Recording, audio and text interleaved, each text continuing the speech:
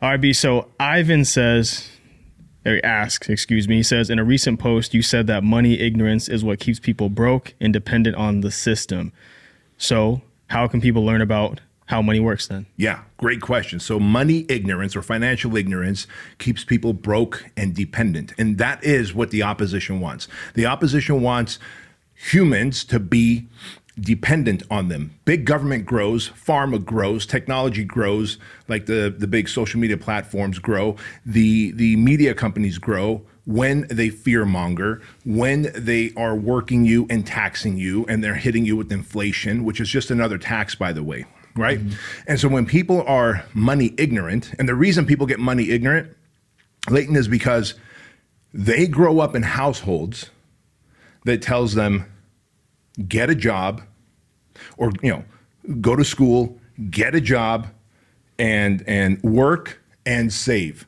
And so they're part of the workforce. That worked in the 50s, even in the 60s, possibly in the 70s. But now it's become a two-income household. Now the government has gotten so big and bloated that they're hitting you with Social Security tax, payroll tax, they're hitting you with inflations, they're hitting you with tax at the gas station, they're taxing the food that you buy, the products that you buy, the money that you make, they're taxing you at every level. When you put money into a bank, they hit you with so many fees and service fees, fees to take your money out, fees to put your money in, fees if you miss a little deadline for something. Basically, every dollar that you make is getting chomped up and eaten. The problem is most people see that happening. They're frustrated when that happens to them, but they don't know what to do about it because mom and dad never taught them money intelligence. And so they stayed money ignorant because the household was, well, we don't talk about money around here. Money is not a conversation we bring up. It's rude to bring up conversations about money. I raised my kids in an environment where I taught them how to make money. Chloe, at the age of 5 years old, she made slime, with little bags of slime, right? Yeah. She put them in little Ziploc bags, about 30 of them. And then she came to Fitness Business Summit, one of my live events, and we set up a little table for her, just like she was a sponsor. And she sold $300 worth of slime because she knew, because I taught her that, hey, Chloe, you can say, hey, do you want me to add glitter in it? Do you want me to add smell to it? And everything had an upcharge, right? I was teaching my daughter how to become an entrepreneur. Same with my son. I had some optics off of a few rifles that I wanted to sell many years ago when he was a puppy. And I was like, Andrew, listen, I need to sell these optics on eBay. I don't have the time or desire. It'll actually, and these are like expensive optics. I paid like close to $1,000 for each optic, right? One's like a red dot optic, one's like a 3x9 power optic. And I'm like, look, I don't have time to sell these on eBay, but I know that we can get several $100 for them. Mm-hmm. I'm going to give you 10% if you create an eBay account and sell them.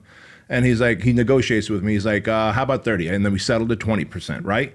So I taught him how to negotiate. I taught him how to sell. And when you have money conversations in the house, even if you are broke, if you just start learning about money and teaching your kids about money early on, then they are not afraid of money. They don't think that money is just for other people and not for everyone else. And so the reason people stay money ignorant is because they are told that money's bad, money's evil, we don't talk about money, it's rude to talk about money. No, it is okay to learn how money works. And the way money works, bro, is that the government makes money.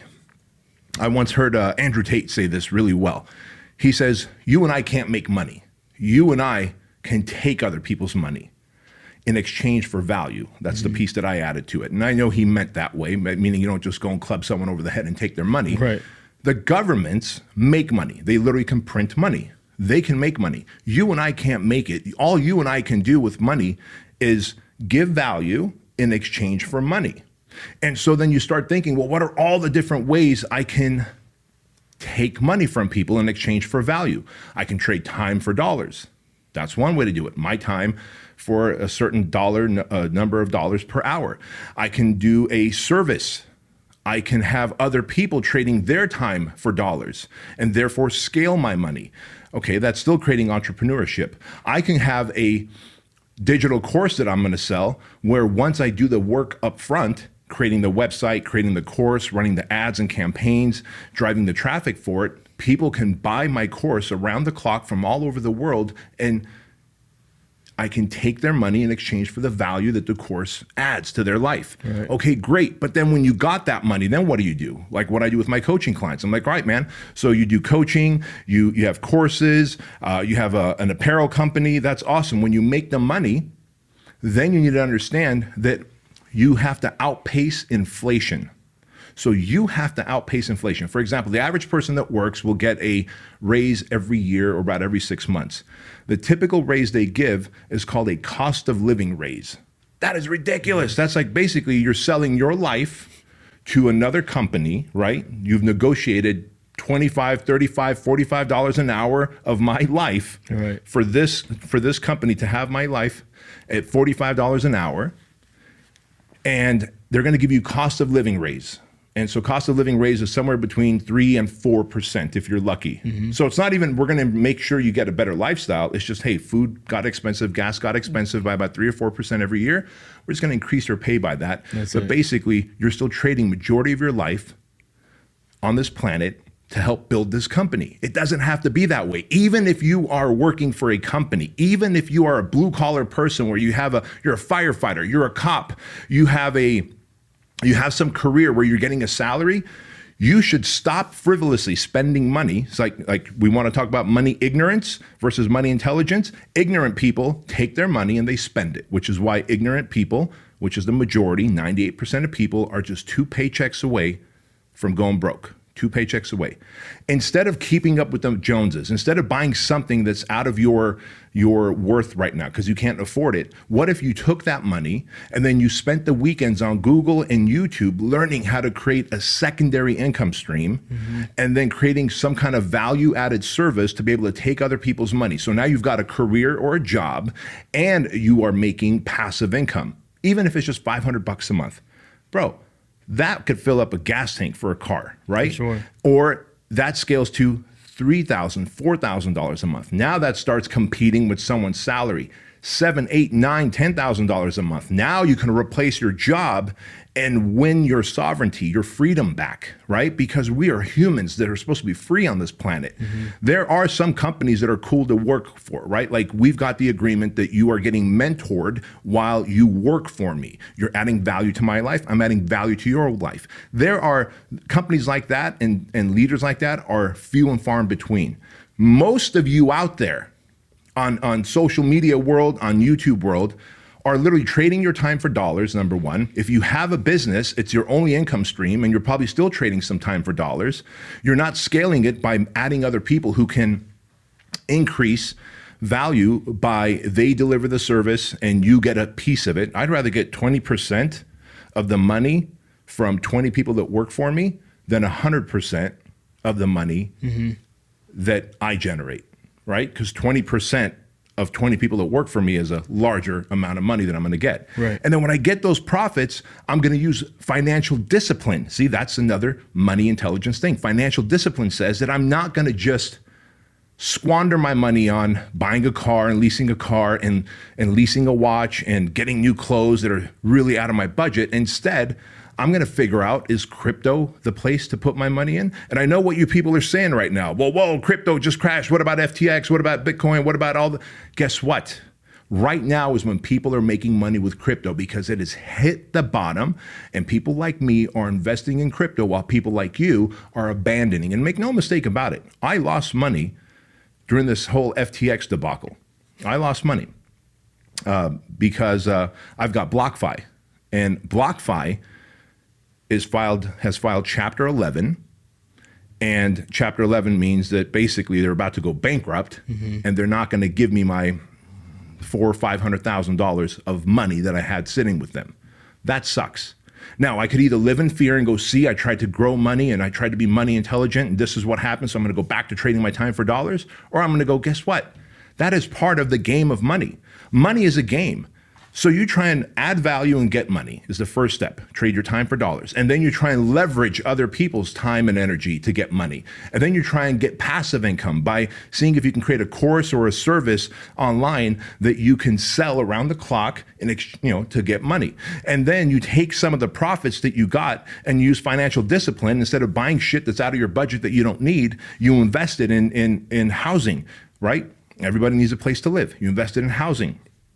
And you can invest it in different funds where you can get 9, 10, 11, 12% interest back on every dollar that you put in there, right? So multi-unit, single unit houses, et cetera, apartments.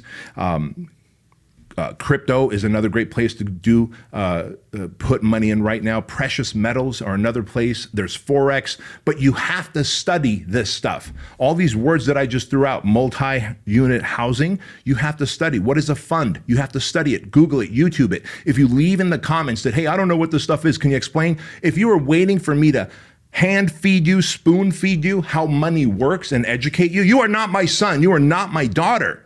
And so I will not do that. But what I will do is I will set out the crumbs for you to follow and understand what Forex is, how crypto works, how to buy in the trough and how to sell at the peak, how to figure out where the trough is in every industry, in housing, in precious metals, in stock, in crypto. Because when you're able to do that, then you realize, man, I've got money intelligence. And sometimes it is like gambling. Right? I told you I lost about almost $500,000, or I will probably lose $500,000 because of this whole Forex and then a crypto situation that took place, and my money's going to disappear.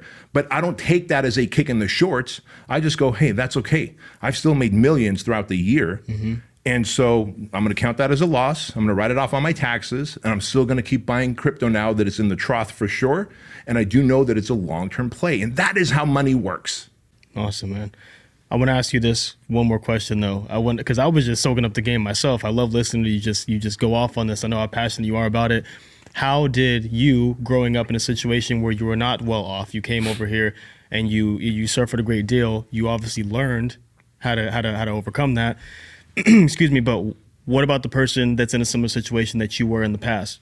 How do they learn how to become more money smart, intelligent? Sure. That's a good question, because like you said, as an immigrant to this country, as a foreigner to this country, I grew up in Section 8 housing. If you follow me, then you know this. Well, then how did I gain money intelligence? I decided that I was tired of being broke. I decided there's got to be a better way than just selling my time for dollars, right? When I was a personal trainer, I was literally selling my time for dollars.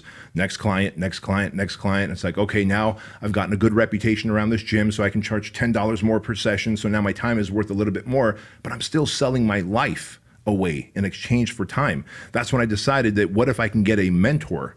See, that's the answer. Mentors, books, and today, social media channels that not necessarily show like the chick with the booty and the guy with the pecs and the cat videos. That's the shit you're following. Invest that same amount of time that you're wasting on these goofy memes on watching YouTube videos of how money works, because you have mentors available to you. You can watch Warren Buffett, Pat Bet-David, Andrew Tate, my content. I've got 209 episodes of The Empire Show that literally says how to build an empire, how to invest money, how to create businesses to create multiple income streams. Like, go back to YouTube, go back to the podcast platforms and watch all the Empire episodes that are absolutely free. It'll give you a PhD. The problem is most people are lazy. They want to just simply consume. They want to work, and they want to pay their taxes, and they want to be like the Joneses, and they feel the suffering, that the pain of being broke, that is going to stress their marriage. By the way, money issues is the #1 factor why marriages fall apart. 50% divorce rate, and of the 50% that stay together, half of them hate each other, and it's probably about money, but they don't have the money to actually divorce. Right. How sad is that, bro? Right? And so if you decide that, hey, I'm going to get mentors, and you're like, well, I can't afford a mentor right now. Like one of my personal training clients, Jim Franco, he was a rich millionaire, right? So I had a built-in mentor. While I was personally training him, I was getting advice from him by asking him questions. Well, now you can type in those questions into Google. You can type in those questions into YouTube and type in how to make money, Warren Buffett, how to create passive income streams, Pat Bet-David, right? And then just Charlie Munger, right? Charlie Munger on how money works. And Charlie Munger is Warren Buffett's business partner for like 60 years.